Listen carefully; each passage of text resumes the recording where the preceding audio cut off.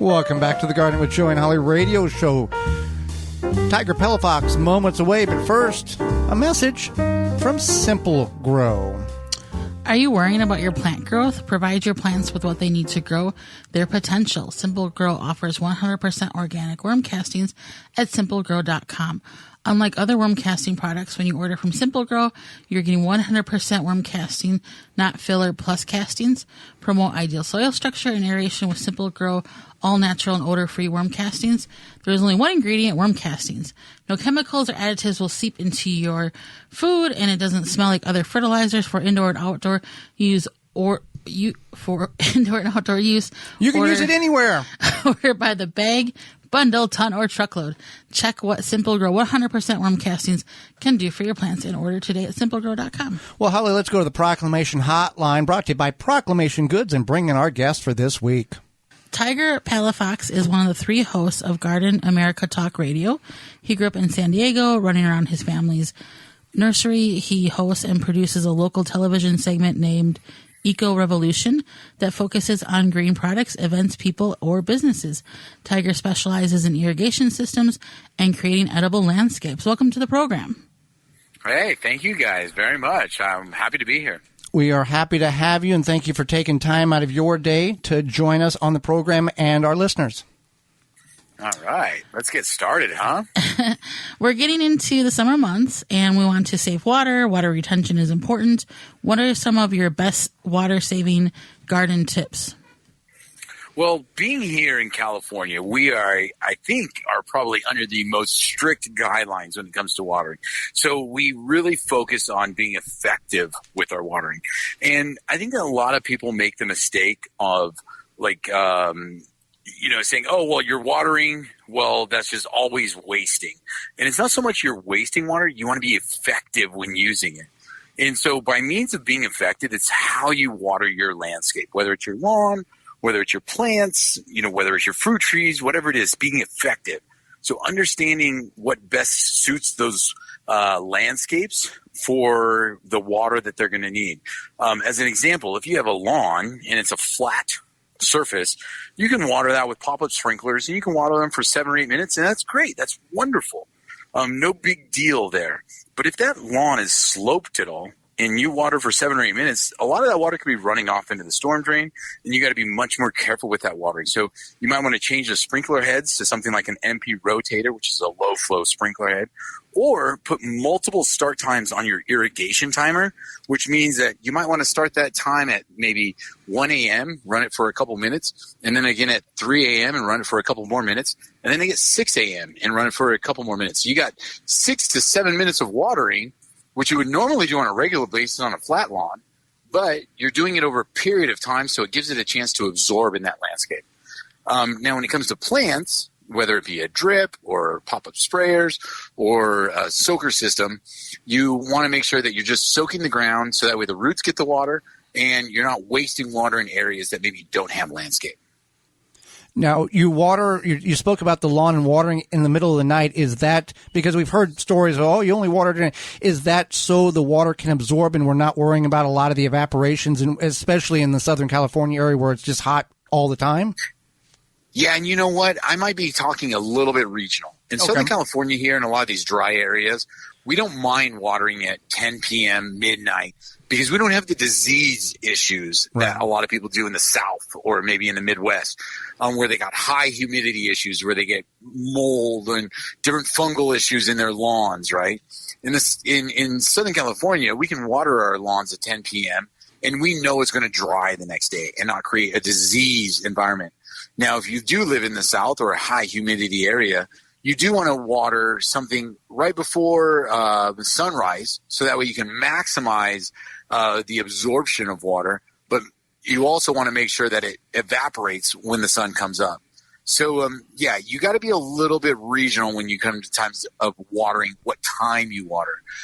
But here in Southern California, I can say we can water at night, and it'll absorb, it'll stay in the soil, the plants will get a chance to absorb it, and we don't have the same things like rust or brown spot or, sooty mold that, some of the other areas have. Right. Now, you are one of the 3 hosts of Garden America Talk Radio Show, heard on Biz Talk Radio Weekly. You, John Bagnowski, Brian Main.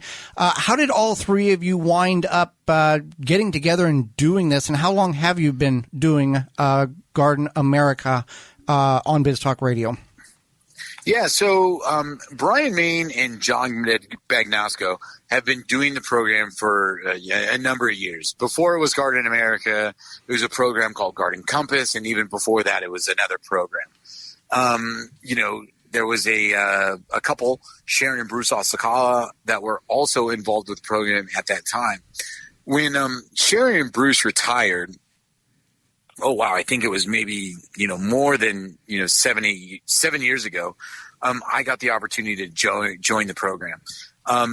In the program of Garden America, we try to focus on real garden habits, real garden techniques. I'm sure you guys have noticed in the market, there's a lot of flipping or HGTV programming that kind of leans to gardening, and people think they can make things happen overnight, or they can kind of make things flower within a small time frame. And us gardeners kind of know that that's not really the case. And so we kind of try to create a program that would show people the real effort behind gardening and what it really takes. And so I got involved because owning a family nursery here in San Diego, I have a background in horticulture, but at the same time in landscaping. As you mentioned before, my specialty is in irrigation, where I really can teach people how to effectively use irrigation.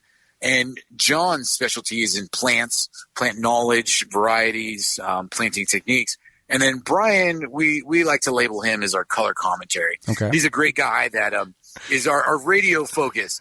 And he brings the layman terms into what John and I are talking about, but it's what we need, right? Because not everybody out there is an expert in gardening and, knows what I'm talking about when I'm mentioning an echium plant or an allium or, sansevieria or anything like that. But Brian brings it down into terms where people can understand it that are just the home gardener. And that's honestly what we want to cater to. We want to boost gardening as an overall topic. And in the past few COVID years, we've noticed that gardening has boosted. So why not embrace the new members of our community and get them to be successful? Because a successful gardener is someone that's going to garden for the future. Nobody just gardens for today. We all garden for tomorrow. And I noticed John is big on his roses. He loves his roses. Yes, he loves his roses, right? So speaking about the COVID times and the pandemic, now your family owns a garden center or a nursery.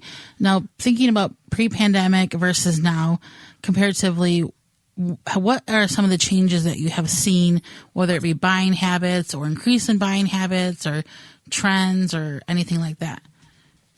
So pre-pandemic versus now, I would almost say that we are at pre-pandemic levels. So we are back now to pre-pandemic levels. But before this, the past couple of years, we've been just a huge surge in gardening. And whether it's been vegetables or houseplants or trees or shrubs or soil or pots, it's almost like we couldn't ever keep anything in stock because people were just so interested in the idea of gardening. And we live in San Diego, and our garden center is in San Diego, where we have a mix of small homes and also apartments and also large properties. And so people would come in and buy containers, people would come in and buy 20 fruit trees, and people would come in and buy just small little flowers for their beds. So in terms of, what's been happening in a trend, houseplants have been a number one trend across the board. That was pre-pandemic into now. The houseplant focus, the houseplant rave is still going on. And I think we see that by all the varieties of houseplants that are out there that are being introduced. And I think we see that by the amazing dollars that are put on particular varieties. When you look at a variety of philodendron or some different pothos or different ficuses, and you're seeing them go for $300-400 for a 4-inch plant. You're like, oh my gosh, I wish I could get that back in the day when I had 40 of them. Right. But so houseplants are definitely driving a trend. Edible gardens have been a hot topic pre-pandemic, and I will say, and I don't mean to be gloom or doom, but as we move into a money pinching era where I think some people are going to be looking towards on how to save that money in their home, edibles will be another hot topic where, people will be growing their own produce. It's very easy to grow your own lettuce, grow your own tomato, grow your own vegetables and produce. So, that will be another thing that will continue to grow, I feel. But the benefit of that is that we get such a cool variety of vegetables. I mean, the variety of tomatoes, the variety of peppers, the varieties of lettuces out there on the market today, it's so amazing because they are so flavorful. They grow so well in different environments. And, I feel bad for the people 30, 40 years ago that were, with the limited selection, but what we have now is just amazing. I mean, you can have a cherry tomato that just tastes like sugar, and your kids would think it's a dessert. So there's a lot of edibles out there on the market. And then the last thing is just the idea of what we started the program with, in the sense of a little bit more water saving or more local, more native landscapes. No matter where you're at, whether you're trying to save water or not, I think people are moving towards that native landscape look, just because the ecosystem, the environment that you live in, they're trying to embrace it versus to fight against it. You see less people trying to force varieties of plants into their landscape and just working with the cool native plants that they have wherever they may live.